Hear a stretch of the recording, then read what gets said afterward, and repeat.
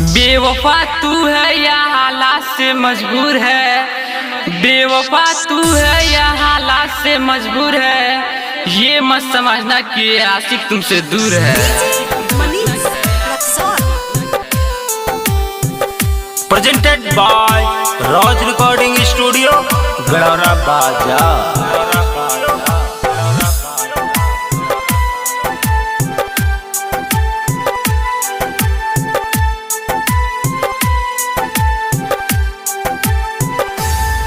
मीठी मीठी बोलिया बोली के जिंदगी में जहर घोली के, मीठी मीठी बोलिया बोली के जिंदगी में जहर घोली के, जेके अपन सब कुछ मननी दिहले उदगाबा। मुस्कनवा मुस्कनवा बेवफा बा, मुस्कनवा मुस्कनवा बेवफा बा, मुस्कनवा मुस्कनवा बेवफा बा, मुस्कनवा मुस्कनवा बेवफा बा।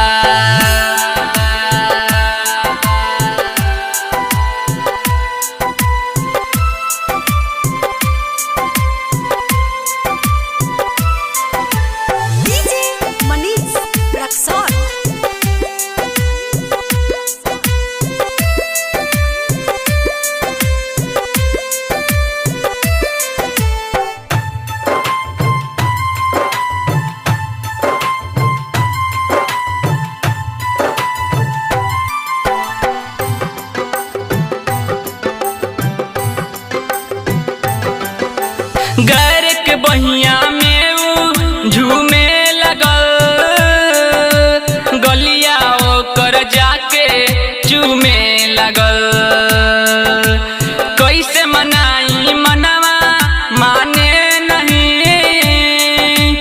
इहो पागल कुछ जाने नहीं। पल पल अखिया माने न बतिया, रो रो लोरावा बहावे। कहाँ जाई हम समझ न पाई, दिल कैसे हाल सुनावे। हमसे मुहवा मोरी के नैया के बंधन तोड़ी के,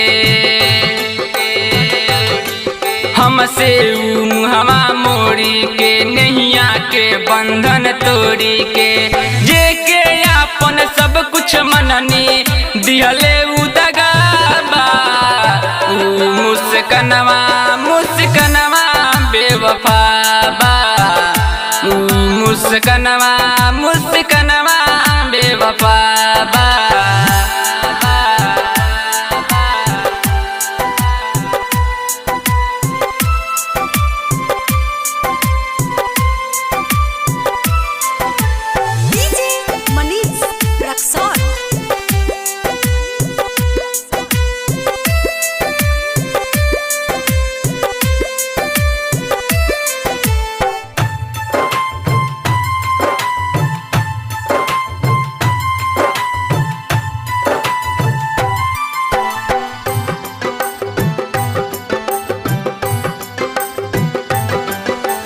दिहल तू धोखा जाना खुश रहबू तू,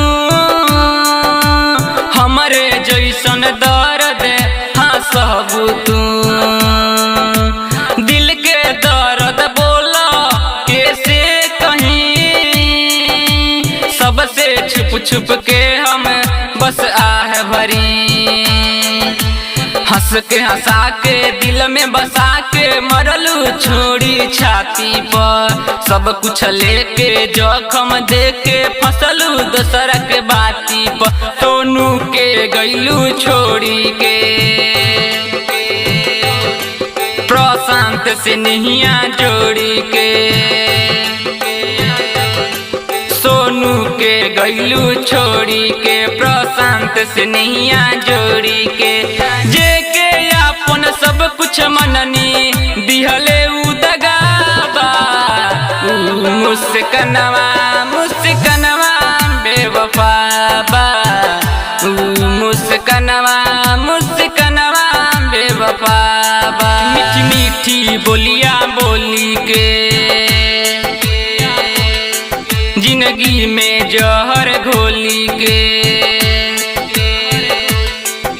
मीठी मीठी बोलिया बोली के जिंदगी में जहर घोली के जेके आपन सब कुछ मननी दिहले उ दगाबा मुस्कनवा मुस्कनवा बेवफाबा मुस्कनवा मुस्कनवा बेवफाबा मुस्कनवा मुस्कनवा बेवफाबा मुस्कनवा मुस्कनवा बेवफाबा।